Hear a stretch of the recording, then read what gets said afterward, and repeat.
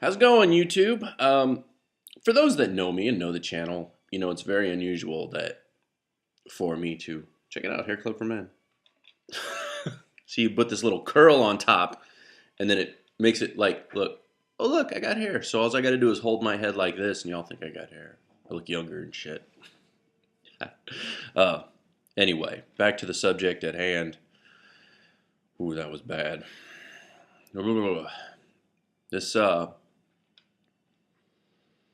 This episode has been brought to you by, oh hell, Office Max, makers of fine calculators. Good shit.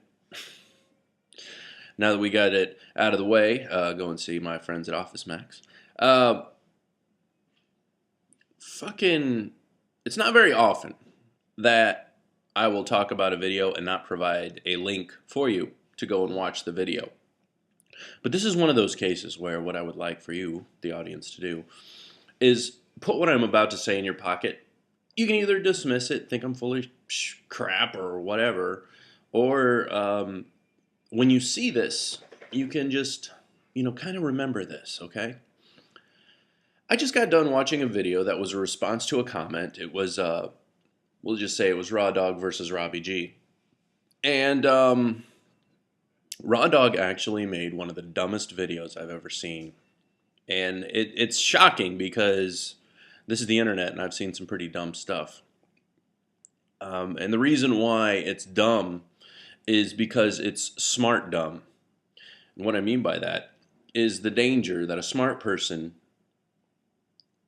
can sometimes fall victim to when they can understand things and they can find a way to convince themselves that they're right about something. Problem is, nobody can know everything, and I believe this is the particular instance. Now, I'm not going to tell you who out of those two is the smart one, okay? But what can happen? I mean, there are people who are very smart and extremely enlightened, but confirmation bias is something that sneaks up on a person. I had an actual issue with my trading, and it was very difficult. And it's something that I still struggle with in constructing a trade model. I am very, very. I have such a high propensity towards my confirmation bias because I can build a model, and I build a model based on whatever. And what I'll do is I'll twist it and turn it and and it ends up being useless for the future.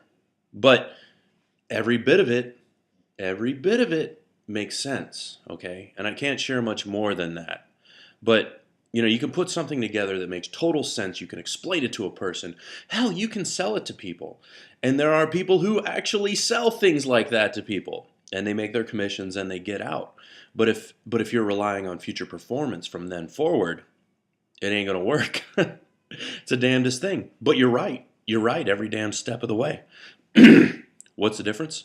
You are ignorant, and I don't mean that in a bad way, but you're ignorant to the X factor that's going into it.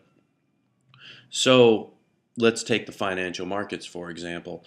The case was presented that futures, this was the blanket statement that was made, futures do not affect the price of an object. It's only supply and demand. Okay, so, and I don't want to step too far because I'm going to lose half y'all with this, but a futures market reflects demands. There are components in the futures market that have such a high amount of leverage that when these bids are made from this really high amount of leverage, it is presented as a very high level of demand. What does demand come from? Auction bids, right? There you go. I can't explain it better than that.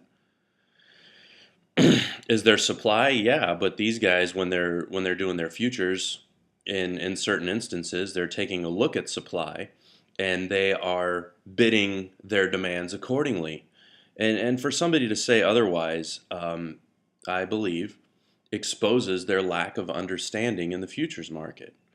Uh, I would imagine, just as an aside, if you want to find somebody who has an understanding of the futures market, find somebody that's actually making their living by trading the futures market. That's how they make their living. Their primary source of income is trading the futures market. Who's going to be better at? Who's going to be better at understanding it? Because if you don't understand it, then you're just going to get you're going into the meat grinder. That's all there is to it. Because you're always going to miss that one little factor I was telling you about. Now, a smart person can take a subject. Hell, I do it. I do it all the time. I really do. Um, I would like to think that I'm very good at fixing cars, but other things, like if it's something that I'm new about, and me talking about financials is a very good example of this. I can take a little block of news and I can package it up for you. I can talk about the different aspects of it, but there's no way I've got all the angles covered. There's no way. So I just had to get up there. Food for thought. It's an interesting situation for me because one guy's my friend and another guy's my friend of a friend, and you, the audience, I apologize for not providing the actual video. But my point is, this situation can happen with any subject. So hope the week's going well for everybody, and I hope you guys are doing good. And we'll talk to you later. Ooh, did a little burp outro. I'm just kidding about The Office, Max. I'm not actually sponsored by them. Unless they want me to be.